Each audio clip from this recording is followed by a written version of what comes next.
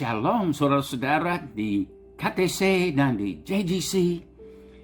Anet dan saya sudah sangat rindu untuk boleh bersekutu langsung bersama-sama. Kalau boleh makan bersama, minum bersama, berpeluk bersama-sama, bersukacita bersama-sama. Tetapi di dalam masa yang sukar seperti ini, itu adalah sesuatu yang sangat sukar. Nah, di dalam seri firman Tuhan yang sedang kita adakan tentang berbahagialah, hari ini kita akan menyelidiki satu hal yang mungkin kelihatan sedikit aneh kalau dikatakan berbahagialah, yaitu berbahagialah orang yang dianiaya. Wah, justru saya pikir aniaya sesuatu yang kita harus hindari. Aniaya yang membuat orang takut. Aniaya yang membuat orang gelisah, putus asa. Mengapakah Yesus berkata, berbahagialah orang yang dianiaya karena kebenaran. Di dalam firman Tuhan hari ini, hal ini atau rahasia ini kita mau gali, karena Tuhan Yesus tidak membuang kata dengan sembarangan. Dia mempunyai maksud dan tujuan untuk menguatkan iman kita, supaya kita sebagai orang percaya semangat di dalam percaya dan mengikuti kebenarannya. Berbahagialah orang yang dianiaya karena kebenaran. Dalam Injil Matius pasal 5 ayat 10, bahkan ayat 10 sampai 12, tapi sebentar kita melihat ayat 11 dan 12. Tapi awalnya kita mau melihat yang Yesus katakan tentang berbahagialah orang yang dianiaya karena kebenaran. Jadi Matius 5 ayat 10. Berbahagialah orang yang dianiaya oleh karena kebenaran. Nah, kata kebenaran di sini adalah kata dikaiosune. Dikaiosune. Nah, ada banyak jenis kebenaran, khusus dua yang kita akan lihat sebentar. Tetapi yang Yesus menyebut kebenaran di sini adalah dikaiosune. Berbahagialah orang yang dianiaya oleh sebab dikaiosune. Karena merekalah yang mempunyai kerajaan surga. Yesus sedang berbicara tentang budaya kerajaan Allah. Nah, daftar berbahagialah yang kita sedang selidiki di dalam seri pelajaran di KTC dan di JGC ini memang sangat penting sekali. Sangat penting untuk kita memahami apa yang Tuhan mau kerjakan di dalam kehidupan kita, dan bagaimana kita harus merespon apa yang Tuhan sudah katakan. Jadi daftar berbahagialah menyatakan suatu kebudayaan yang bertentangan dengan nilai-nilai dunia. Dunia memang akan takut dianiaya. Mereka akan takut nasib hidup, mereka akan gelisah, mereka akan melarikan diri, mereka akan gemetar. Tetapi Yesus ingin menyatakan sesuatu rahasia, supaya kita menjadi berbahagia di tengah-tengah aniaya. Bukan sembarang aniaya, tapi dianiaya karena kebenaran. Kebahagiaan ini tidak diberikan oleh dunia, dan tidak dapat diambil oleh dunia. Ini adalah sesuatu yang khusus untuk orang-orang yang rindu dan haus akan kebenaran dikaiosune yang Tuhan mau berikan kepada kita. Ada dua jenis makna dengan kata kebenaran.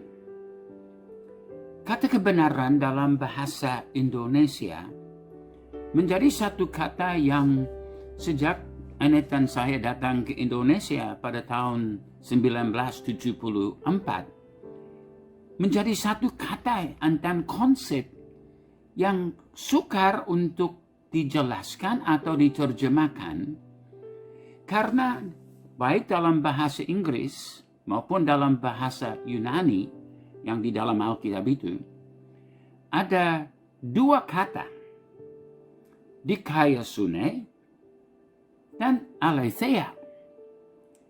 Dan dua kata ini diterjemahkan ke dalam bahasa Indonesia dengan satu kata, kebenaran. Tetapi kedua kata ini mempunyai makna yang berbeda. Jadi pertama, dikaiosune. Bahasa Inggris diterjemahkan righteousness. Ini berbicara tentang karakter yang murni, sesuai dengan karakter Kristus. Sesuai juga dengan Matius 6:33. Sebentar kita lihat. Kata yang kedua adalah aletheia. Ini adalah apa yang benar. Bahasa Inggris, truth. Pengejaran. Seperti Yohanes 14 ayat yang ke-6, Yesus berkata, "Akulah jalan, kebenaran." Nah, kebenaran di situ adalah truth, bukan righteousness. Truth berbicara tentang apa yang kita percaya, yang adalah benar, yang tidak salah. Tetapi righteousness berbicara tentang karakter. Bagaimana menjelma atau karakter dan kebenaran Kristus menjelma di dalam kita dan mengubahkan kita mempunyai karakter sesuai dengan Kristus. Jadi dikaiosune dan aletheia, dua kata yang penting. Dan dua-duanya berbeda, hanya bahasa Indonesia dua-duanya diterjemahkan dengan satu kata, kebenaran. Nah, ini dikaiosune. Inilah yang Yesus sebut sebagai sebab kita dianiaya. Kita bukan dianiaya karena sesuatu doktrin saja. Kita justru dianiaya karena karakter Kristus yang bercahaya di dalam kita. Seperti di dalam Matius 5 juga dikatakan, sebuah kota di atas bukit tidak dapat disembunyikan. Cahayanya akan bercahaya. Dan kita sebagai orang yang percaya kepada Yesus, mungkin tidak bercahaya seperti lampu, tetapi karakter Kristus yang harus bercahaya di dalam kita. Kita tidak harus mengumumkan kepada orang, saya seorang Kristen. Enggak. Orang akan melihat kita beda. Mereka melihat kedamaian di dalam kita. Mereka melihat sukacita di dalam kita. Mereka melihat kepuasan. Kita kaya, kita miskin. Asal kita punya Yesus, kita gembira. Nah, karakter Kristus di dalam kita yang bercahaya. Karena apa? Matius 6 ayat 33. Carilah dahulu kerajaan Allah dan kebenarannya. Nah, kata kebenaran di sini adalah dikaiosune. Karakter Kristus. Kesucian. Keserupaan dengan Yesus. Ini adalah dikaiosune. Nah, kalau kita mencari Allah, kerajaan Allah, dan dikaiosune kebenarannya, maka semuanya itu akan ditambahkan kepadamu. Kita tidak perlu takut bahwa kita akan kurang apa-apa. Nah, kebahagiaan ini tidak ditawarkan kepada semua orang yang dianiaya Anda, tetapi hanya untuk yang dianiaya karena kebenaran, karena dikaiosune. Kita melihat Stefanus di dalam Alkitab. Dia dianiaya karena Kristus bercahaya di dalam dia.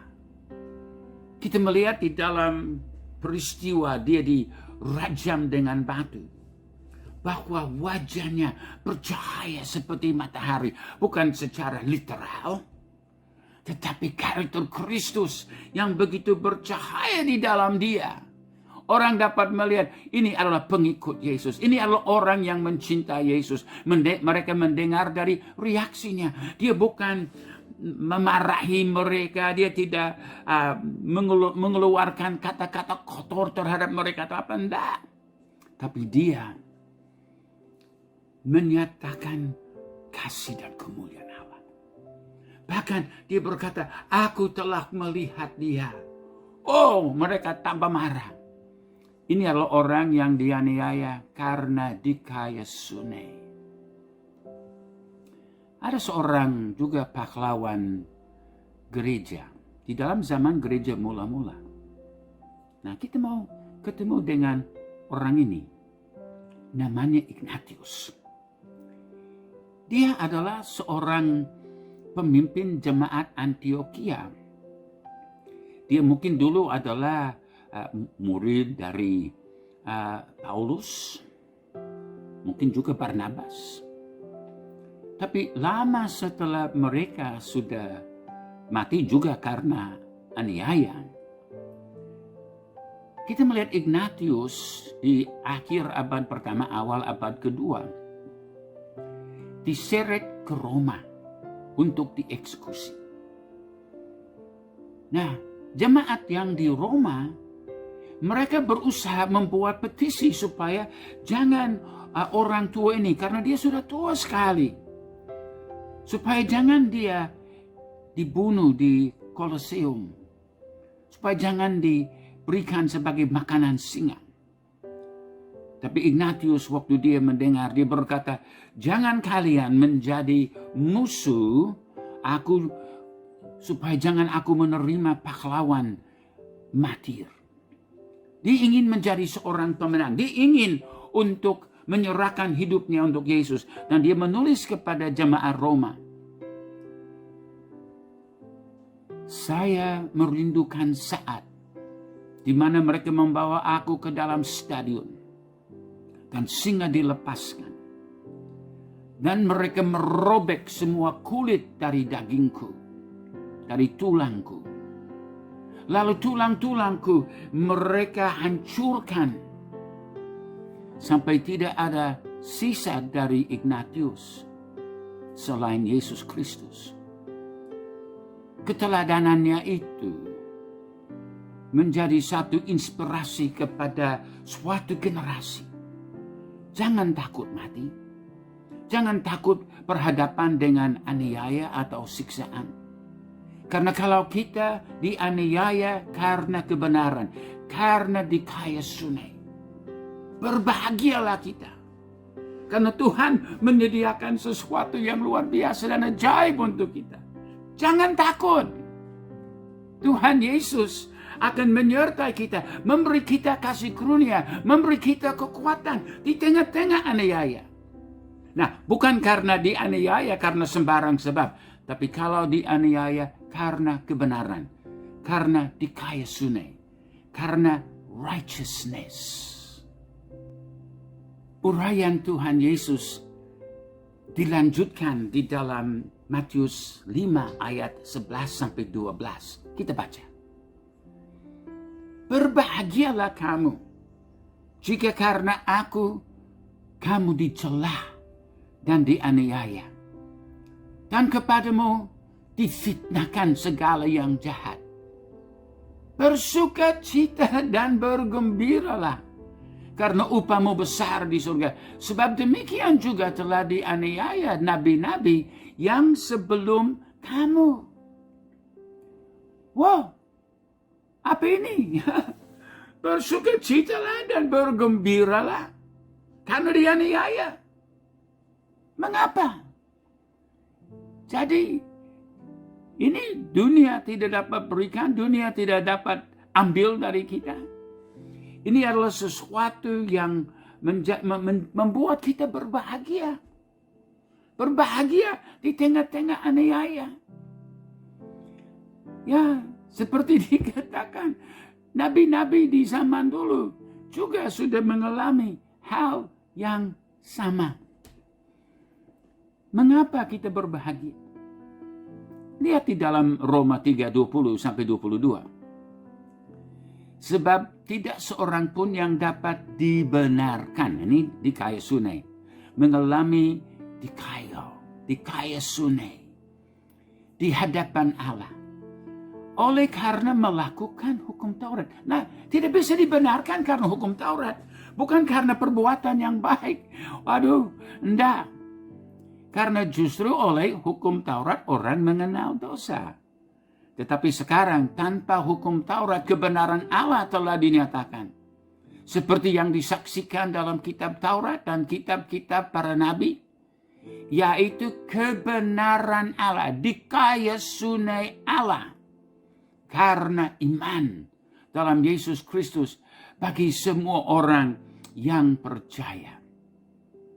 Dalam Ibrani 10 ayat 14, kebenaran yang sama diungkapkan. Sebab oleh satu korban saja, ia telah menyempurnakan untuk selama-lamanya mereka yang ia kuduskan. Tuhan adalah luar biasa. Kita diselamatkan karena kasih karunia Allah. Karena iman. Karena Allah telah masuk ke dalam dunia ini. Dan oleh kasihnya mati di kayu salib. Menjadi juru selamat. Menjadi yang membenarkan kita. Supaya dikaya sunai Allah menjadi bagian dari kehidupan kita. Di sini kita mulai melihat kenapa kita berbahagia. Kalau dianiaya karena kebenaran, karena dikaya sunai, itu adalah karena di belakang proses aniaya itu, kita dihormati dengan kesempatan untuk pikul salib, untuk berjalan di dalam jejak kaki Yesus. Saudara bisa berkata, wow, Yesus disalibkan. Ya, Yesus juga berkata supaya kita juga pikul salib tiap hari. Artinya ini harus menjadi bagian dari kehidupan kita. Kita tidak lari dari aniaya. Kita bukan cari aniaya juga. Tapi kalau kita dianiaya karena kebenaran, kita berbahagia karena ada proses yang akan membawa kita menjadi serupa dengan Yesus. Perhatikan di dalam gambar yang ditayangkan ini. Ketahuilah dan pahamilah. Dalam karya salib, kita dibenarkan. Kita diberi dikaya sunai. Nah, secara status hukum, kita adalah sempurna karena salib. Karena dibenarkan, berarti kita benar. Semua dosa sudah dihapuskan. Kita sudah sempurna. Nah, di dalam Ibrani 10 ayat 14, memang ditegaskan di situ bahwa kita disempurnakan dengan satu korban yang mulia, korban Kristus. Ini kasih karunia Allah. Tetapi status hukum kita beda dengan realita hidup. Kita masih jauh di bawah status hukum. Itu sebabnya di dalam 2 Korintus 3:18 dikatakan bahwa kita akan bertumbuh dan diubahkan oleh kuasa Roh Kudus untuk menjadi serupa dengan Kristus.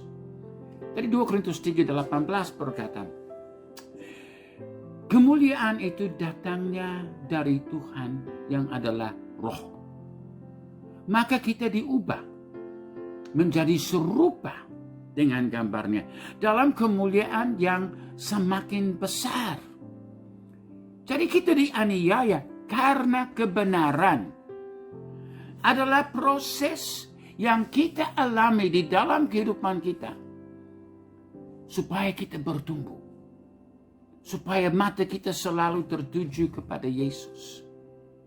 Ya, kita mulai dengan bayi, kita datang di kaki salib, kita terima Tuhan Yesus. Baru kita berjalan dan bertumbuh. Ya, perhatikan di dalam gambar ini. Kita bertumbuh. Kita bertumbuh. semakin dewasa. Dan tujuannya adalah menjadi serupa dengan Yesus. Mengapa kita bahagia? Karena ada proses dan visi untuk kita menjadi serupa Kristus. Perhatikan Roma 8, 16 sampai 17. Roh itu bersaksi bersama-sama dengan roh kita bahwa kita adalah anak-anak Allah. Dan jika kita adalah anak, maka kita juga adalah ahli waris. Wow, ahli waris bersama Yesus. Maksudnya orang-orang yang berhak menerima janji-janji Allah, yang akan menerimanya bersama-sama dengan Kristus. Yaitu jika, ini kata jika saya kurang suka. Ini berarti ada persyaratan. Tidak otomatis kita menjadi ahli waris bersama dengan Kristus. Kita dikatakan di sini, jika kita menderita bersama dengan Dia. Kalau kita dianiaya karena dikaya sunai. Karakter Kristus, kebenaran Kristus. Kalau kita dianiaya dan kita mengalami pengalaman Yesus yang ditolak, disiksa. Dia bukan hanya dianiaya di kayu salib, dia dianiaya sepanjang pelayanannya. Mereka mau melempari dia dengan batu, mereka mengejek, mereka menghina, mereka menolak. Hal-hal yang sama yang kita mungkin juga dapat alami di dalam kehidupan sehari-hari.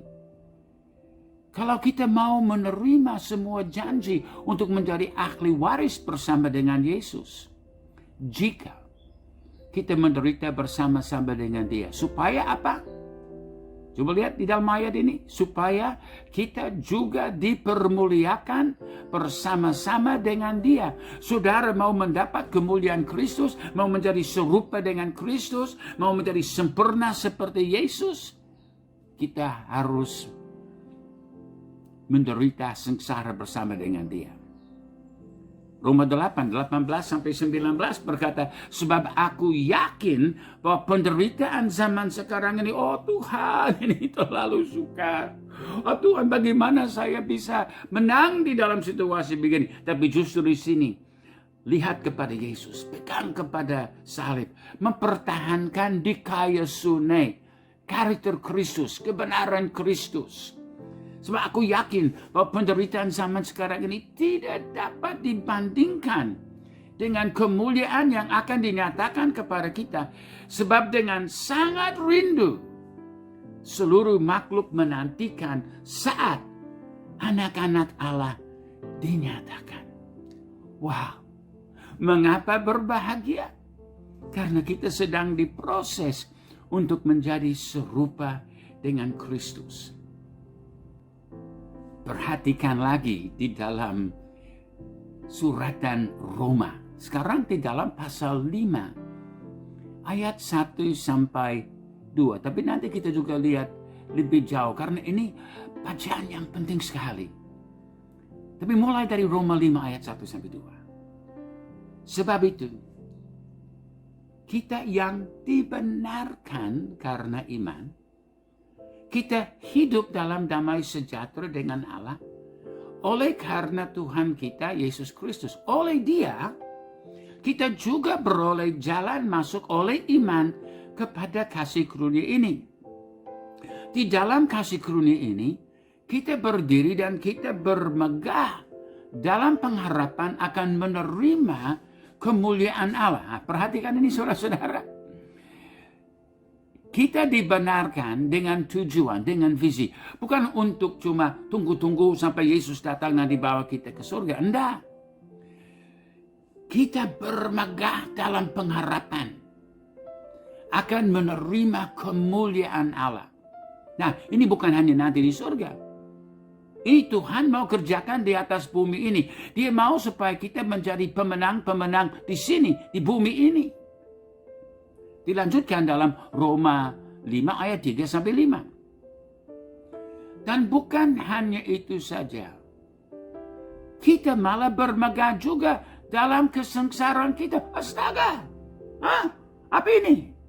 Kita bermegah di dalam kesengsaraan. Ya, ini sesuai dengan tema kita kan. Berbahagialah orang yang dianiaya oleh sebab kebenaran, oleh sebab dikayasunai, oleh sebab karakter Kristus yang sedang dibentuk di dalam kehidupan kita. Kita malah bermegah juga dalam kesengsaraan kita, karena kita tahu bahwa kesengsaraan itu menimbulkan ketekunan. Dan ketekunan menimbulkan tahan uji. Dan tahan uji menimbulkan pengharapan. Dan pengharapan tidak mengecewakan. Itu pengharapan untuk menjadi serupa dengan Kristus. Untuk disempurnakan, untuk menjadi pemenang. Untuk menjadi orang yang berhasil. Bukan hanya di surga, tapi di dunia ini. Bukan berhasil di dalam bisnis saja atau pendidikan, enggak.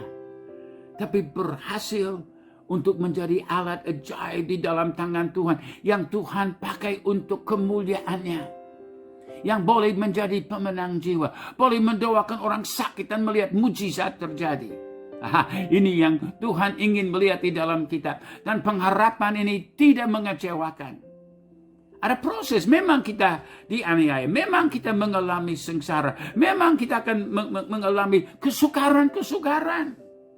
Tapi bersukacitalah, karena Tuhan menganggap kita layak untuk berjalan di dalam jejak kaki Yesus.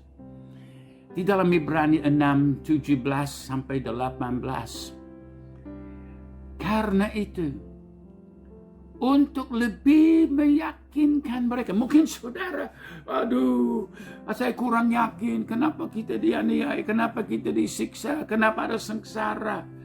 Tapi untuk lebih meyakinkan mereka yang berhak menerima janji itu akan kepastian putusannya. Jangan saudara ragu-ragu. Tuhan pasti. Tuhan tidak pernah berdusta, Tuhan tidak akan mengecewakan, Tuhan akan mempunyai gereja yang menang di akhir zaman yang penuh dengan kemuliaan.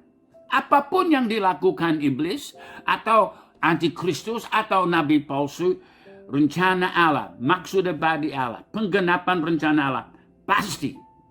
Sebab Allah telah mengikat dirinya dengan sumpah, supaya oleh dua kenyataan. Nah, ini dua kenyataan. Yang satu adalah firman Allah. Yang kedua adalah karakter Allah. Dikayasunai. Allah tidak akan melanggar kebenarannya. Dia tidak akan melanggar karakternya. Dia tidak akan melanggar firman-Nya. Allah yang berjanji adalah Allah yang setia. Oleh dua kenyataan yang tidak berubah-ubah, tentang mana Allah tidak mungkin berdusta. Kita yang mencari perlindungan beroleh dorongan yang kuat untuk menjangkau pengharapan yang terletak di depan kita. Kita akan mencapai pengharapan itu. Jadi itu sebabnya berbahagialah orang yang dianiaya oleh sebab dikayasunai. Karena mereka lah yang punya kerajaan surga. Lalu Ibrani 6, 19 sampai 20. Pengharapan itu adalah sau yang kuat dan aman bagi jiwa kita. Yang telah dilabuhkan sampai ke belakang tabir. Di mana Yesus telah masuk sebagai perintis bagi kita. Ya, Yesus dianiaya, tapi Yesus menang. Yesus sudah mengalami banyak jenis aniaya di dalam kehidupannya selama 3,5 tahun. Puncaknya memang di kayu salib. Itu pun kematian dia kalahkan. Dan dia bangkit. Dan sudah tahu, kita yang juga percaya kalau kita sudah sampai mati juga karena Kristus. Bahkan orang yang sudah mati karena setia sampai nafas terakhir, kita juga akan bangkit. Haleluya. Tetapi yang penting kita diproses sekarang untuk menjadi serupa dengan Kristus. Berbahagialah orang yang dianiaya oleh sebab kebenaran. Dikayasunai. Sebab hasilnya luar biasa. Upahnya besar. Pahalanya mulia. Oh, luar biasa yang Tuhan berikan. Sebagai penutup saudara-saudara, kita kembali kepada Matius 5 ayat 10. Berbahagialah orang yang dianiaya oleh sebab kebenaran di kayu sungai. Karena Kristus. Karena merekalah yang mempunyai kerajaan surga. Bukan penakut. Bukan orang yang mengkompromikan imannya. Tapi orang-orang yang sungguh mencintai Yesus. Orang-orang yang melakukan kebenaran. Nah, di sini melakukan kebenaran dua-duanya. Aletheia, yang kebenaran-kebenaran yang kita yakini, seperti yang Yesus adalah kebenaran, jadi apa yang dia ajarkan itu yang adalah benar. Tetapi kebenaran itu kalau cuma abstrak, kalau hanya tulisan-tulisan, atau hal-hal yang sudah kita pikirkan dan kita yakini, nah itu kebenaran. Tetapi itu tidak cukup. Tuhan mencari di kayu sungai, di mana kebenaran-kebenaran itu kita sudah pikirkan, proses itu masuk ke dalam hati kita. Mengubah karakter kita. Ini adalah kebenaran yang sesungguhnya. Di mana kita diubahkan menjadi serupa dengan Kristus. Ini adalah pengharapan yang pasti. Ini sebabnya kita adalah berbahagia. Karena kita bukan cuma dianiaya dan harus belajar bertahan. Enggak. Tapi lewat aniaya, lewat siksaan, lewat sengsara, lewat pencobaan. Kalau kita tetap pegang kepada Yesus, seperti dalam Ibrani 12 yang berkata bahwa kita berjalan dengan mata tertuju kepada Yesus. Hasil akhirnya luar biasa. Untuk apa kita mau merugikan diri dengan cuma mengeluh karena kesulitan dan sengsara dan aniaya? Tidak. Bersukacitalah dan bergembiralah karena upahmu besar di surga. Mari kita berdoa. Bapa Surgawi, sungguh kebenaran-Mu, firman-Mu itu ajaib. Berbahagialah orang yang dianiaya oleh sebab kebenaran. Sebab upahnya besar di surga. Oh, terima kasih Tuhan. Engkau mau memberkati jemaat-Mu. Jadikan kami pemenang-pemenang. Bukan pengecut-pengecut. Tapi orang yang setia, orang yang bertahan, orang yang tabah, orang yang beriman.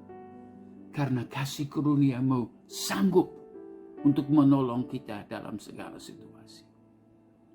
Biar firman-Mu oleh urapan Roh Kudus menjamah dan mengubah hati dan pikiran kami. Terima kasih Tuhan, terima kasih. Kami mencintai-Mu di dalam nama Tuhan Yesus Kristus.